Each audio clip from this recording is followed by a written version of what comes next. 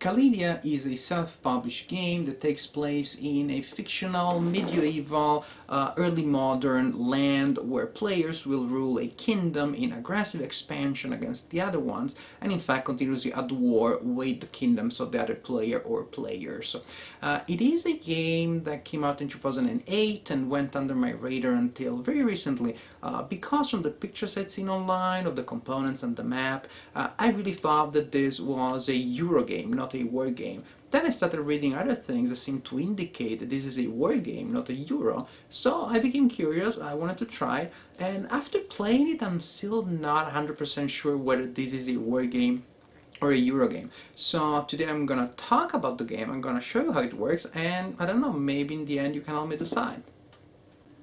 The first thing worth mentioning is the rulebook that actually is not a book at all. It's just a single sheet of paper folded in two. So from that already you can tell it's going to be a minimalist design. Also, it doesn't come with a coffee stain that you see there. If you want one, you have to add your own, just like I did.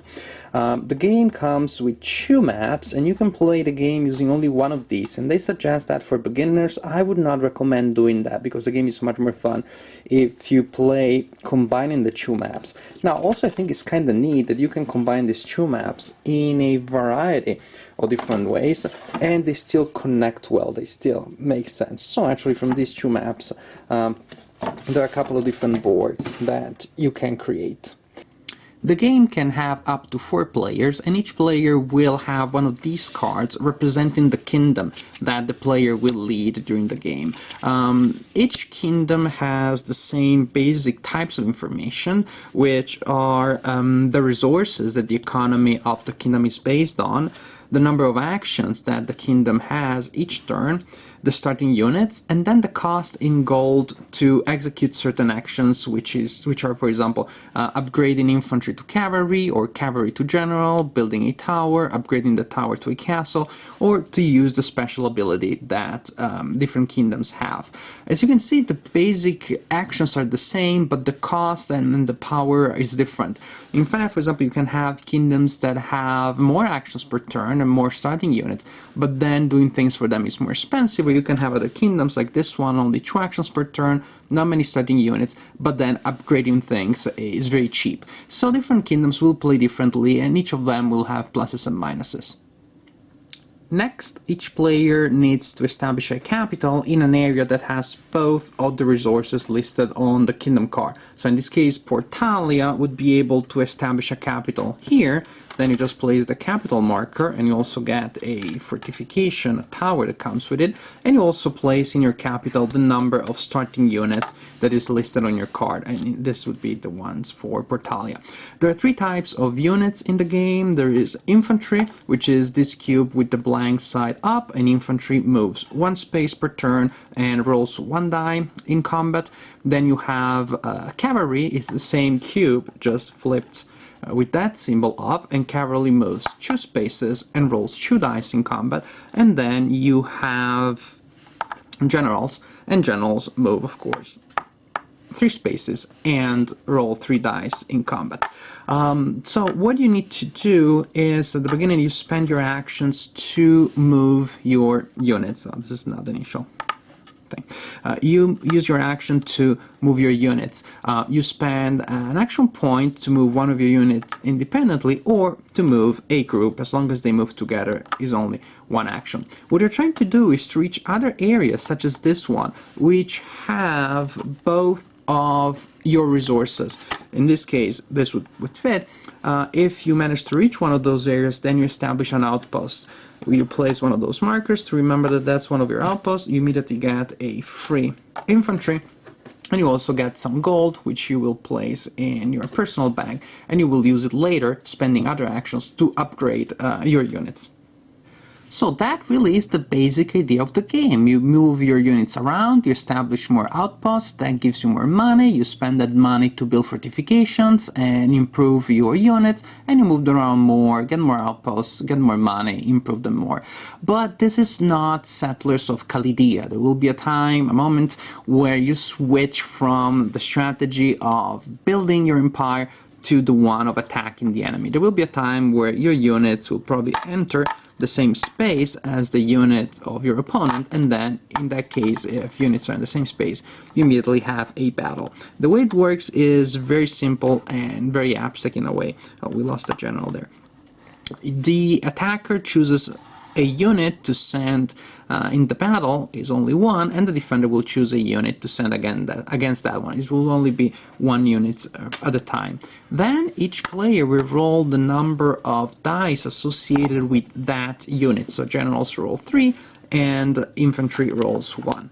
They roll the dice, and the winner is the one that has the single highest result. You don't add the numbers up. In this case, the only number that matters is 4. 4 is highest than 1, then the general wins and the infantry is eliminated.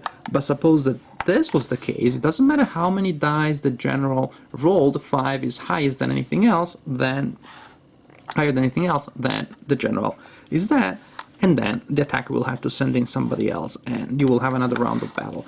Very abstract, very mathematical. The only thing that really matters is the number of dice that you roll. However, to make things more interesting, there is terrain to be taken into account. If a battle is in a terrain, in a space that has the resources of your economy, you will get 1 extra die for each of your units per resource. Suppose the battle is here, and blue has wood in his economy, then the general will roll 3 and then 1 for the wood. Suppose it's an area where blue has both resources in his economy, then the general rolls 3 plus 2. Suppose that it's an area where you have a fortification, for example a tower, then the person with the tower there gets another die. Suppose it's a castle, then you get another one. So actually there will be strategies where you'll try to meet your enemy in areas that give you a bonus and do not give any advantage to your enemy. There are things to be done, but still, as you can see, it is an extremely abstract combat system. However, it is really at the core of the game, because ultimately most of the victory conditions are based on combat. One way of winning the game is if you destroy all of the units of your opponent, completely annihilates that side, or if you take control of the capital of the opponent, so you manage to send somebody in that space and destroy the fortifications that are there. There's also one more peaceful way, which is if you build a gigantic stronghold. Suppose your capital is here, if you build a castle there and then another castle in each of the 4 adjacent areas, then you also win the game. So it really seems that the design of Caledea tries to combine wargame and Eurogame and create a sort of a hybrid of the two. The actions that you execute are typical of a wargame. Move your troops, attack the enemy's troops, get new troops, build fortification, grab lands, to do all of the previous. But at the same time, it feels so abstract that you rarely had the sense that you're really fighting a war. The terrain, just the resources, you had the impression that if instead of resources you had numbers and colors and with modifiers, nothing would really change. Going through a river or over a mountain or clear terrain is the same movement, they all move the same. Doesn't matter how you're attacking the enemy, it's always the same number, just depends on the type of units. It just is very abstract. So in the end I see why this game has received mixed reactions, because it has the potential, and probably it tries to combine the word game and the Eurogame, but probably the word gamers will be annoyed by the abstract aspects of it and the Eurogamers by the word gaming aspects of it. So there's the risk that each crowd will see the aspects that the other crowd is looking for. So that's a danger. This being said, if you're in the right mindset and you don't mind trying a pretty unusual combination of different modes of gaming, then this is not a bad game by any means.